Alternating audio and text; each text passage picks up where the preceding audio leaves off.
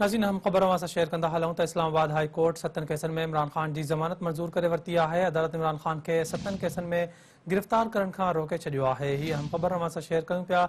Islamabad high court 7 केसनि में इमरान ख़ान जी ज़मानत मंज़ूर करे वरिती आहे। अदालत इमरान ख़ान खे 7 केसनि में गिरफ़्तार करण खां रोके छॾियो आहे। अहम ख़बर अमां सां शेयर कयूं पिया। इस्लामाबाद हाई कोर्ट 7 केसनि में इमरान ख़ान जी ज़मानत मंज़ूर करे वरिती आहे। अदालत इमरान ख़ान खे 7 केसनि में गिरफ़्तार करण खां रोके छॾियो आहे। हीअ अहम ख़बर अवां सां शेयर कयूं पिया। इस्लामाबाद हाई कोर्ट 7 केसनि में इमरान ख़ान जी ज़मानत मंज़ूर करे वरिती आहे। अदालत इमरान ख़ान खे 7 केसनि में गिरफ़्तार करण खां रोके छॾियो आहे। अहम ख़बर अवां सां शेयर कंदा हलूं। इस्लामाबाद हाई कोर्ट 7 केसनि में इमरान ख़ान जी ज़मानत मंज़ूर करे वरिती आहे। अदालत इमरान ख़ान खे 7 केसनि में गिरफ़्तार करण खां रोके छॾियो आहे। हीअ हम ख़बर अवां सां शेयर कयूं पिया। इस्लामाबाद हाई कोर्ट 7 केसनि में इमरान ख़ान जी ज़मानत मंज़ूर करे वरिती आहे। अदालत इमरान ख़ान खे 7 केसनि में गिरफ़्तार करण खां रोके छॾियो आहे।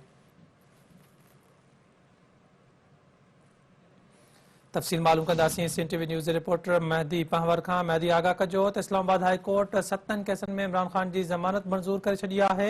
छा अपडेट आहिनि अव्हां वटि? जी, PTI चेयरमैन इमरान ख़ान अॼु इस्लामाबाद जी हाई कोर्ट में पेश थियो, जिते 7 केसनि में संदसि अबुल ज़मान जे हवाले सां जेको आहे केसरी ॿुधणी थी।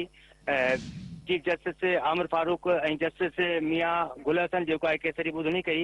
उन मौक़े ते 7 केसनि में संदसि जेकी ज़मानत आहे उहा मंज़ूर कई वई आहे। उन मौक़े ते जेको आहे PTI जे वकील इहो मौक़िफ़ इख़्तियार कयो त अॻूणे वज़ीर आज़म इमरान ख़ान जी सिक्योरिटी जेकी आहे उहा वापसि वरिती वई आहे।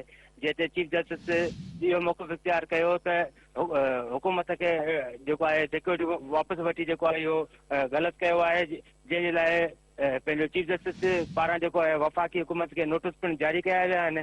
उन मौक़े ते जेको आहे पंहिंजो PTI जे जेके वकील इहो मौक़िफ़ इख़्तियार कयो त इमरान ख़ान ते जेको आहे सरकारी जे तरफ़ां कूड़ा केस दाख़िल कया पिया वञनि।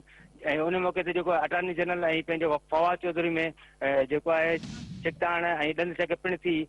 तव्हांखे आउं ब्रेकिंग न्यूज़ ॿुधाईंदो रहां त PTI चेयरमैन इमरान ख़ान जी जेकी आहे 7 केसनि में जेके अॼु अबुल ज़मानत जेकी आहे उहा मंज़ूर कई वई आहे। ऐं ज़मानत मंज़ूर थियण खां पोइ जेको आहे इमरान ख़ान जेको आहे उहो वापसि रवानो थी वियो आहे। इन खां अॻु में जेको आहे सिक्योरिटी इंतज़ाम जेके सख़्तु कया विया, जॾहिं त मुख़्तलिफ़ रोड रस्ता जेके बंदि कया विया ऐं जेको खारदकारनि ऐं कंटेनर सां रोड रस्ता जेके बंदि कया विया। इमरान ख़ान जी अबूरी ज़मानत मंज़ूर थियण खां पोइ हू रवानो थी चुको आहे। जी, महदी पंहवर, अपडेट ॾियण लाइ वॾी महिरबानी अव्हां जी।